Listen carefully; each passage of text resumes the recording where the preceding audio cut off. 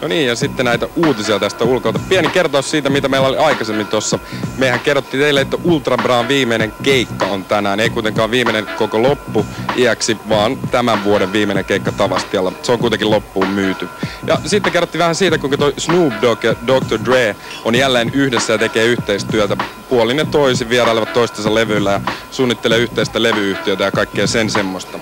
Myöskin kerrottiin lisää yhteistyöstä, sillä Public Enemy ja Rage Against the Machine ovat myöskin kimpassa ja ovat tekemässä tosta vanhasta biisistä Properties of Rage yhteistä uutta versiota, että sellaista kaikennäköistä yhteistyötä. Ja niin kuin tapana on Real Newsissa, niin aina jotain vielä aivan uuden uutukaisia uutisia. Ja nyt meillä onkin täällä uutisia kertomassa Suomen Foodbag-liiton puheenjohtaja Justin Sexton ja Euroopan mestari tältä vuodelta Foodbagin freestylissa. Kerros vähän, mikä ihme Foodbag on? Eli Foodbag on tämmönen pieni pallo, mitä nuoriso potkii jaloilla, jos oot sitä kadulla nähnyt.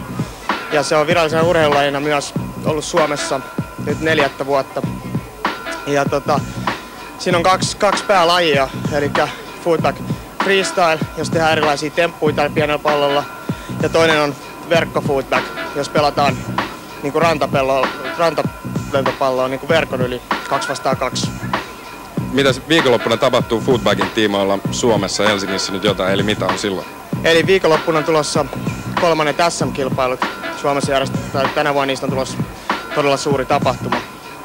Eli siellä on yli 100 osanottajaa ja muista maista myös pelataan avoimena, eli siellä on myös muiden maiden parhaita mukana. Kerrotko vähän enemmän siitä freestylista, kun olet kuitenkin hallitseva Euroopan mestari, että millaista se sitten on? Eli freestyle on se on semmoinen vähän pehmeämpi pallo, semmoinen pieni pallo. Ja siinä on kilpailuissa, sä esität tuomaristolle, se on 2 minuutin ohjelman kilpailijat tekee. Ja ne esitää tuomaristolle sitten, että mitä ne osaa. Samalla lailla kuin esimerkiksi skeittauksessa tai lumilautailussa. Ja ehkä tässä on vähän tarkemmin tehty siihen musiikkiin. Ja ne sitten arvostelee sen temppujen vaikeusasteiden ja näyttävyyden ja kontrollin mukaan. Kysytään kuitenkin Jacobilta välillä täällä. Jacob, you won the European Championships this year on the netbag. Can you tell us a bit netbag? How is it compared to freestyle? The net is where you play over a net on a card. You can play single or double. The net is almost like a badminton height. And in single you have 2 kicks. So you can shake it up and you can smash it with your second kick. And in double you have 3 kicks, but like in volleyball you can only take 1, and then your partner has to take the other one and you can smash it on the third. So how long have you practiced foodbagging? I've played for 15 years. That's a pretty long time. It is. So you won the European Championships, but this weekend are coming the Finnish Open. Are you going to win them as well? I hope I will, but it will be pretty tough. There's extremely many good players in Finland, so there's several players that can win the tournament. So it's going to be exciting and a good tournament. I'm looking forward to it. Are there any other foreign players coming to the Finnish Open? No, do you know? No, I don't believe so. I think I'm the only one. So. Thanks. Ja sitten vähän lisää justi vielä. Mistä ihmiset vois niinku saada tietoa tuosta Foodbagista, jos ne haluaisi? Ja milloin on viikonloppuna, mihin aikaan, missä ja mitä? No ehkä helpoin tapa on ottaa internetistä www.foodbag.fi. Että siellä pitäisi olla kaikki informaatio. Siellä on kisasivut ja kaikki informaatio lajista, mitä vaan, jos haluaa tietää. Ja kaikki, mitä vaan tarvitsee. Ja muuten sitten vaan ottaa yhteyttä liittoon ja kysyä sieltä.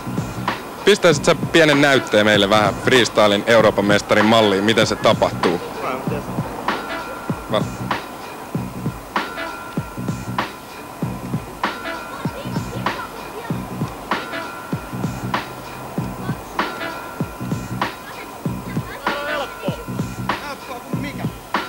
Aika helpolta se näyttää.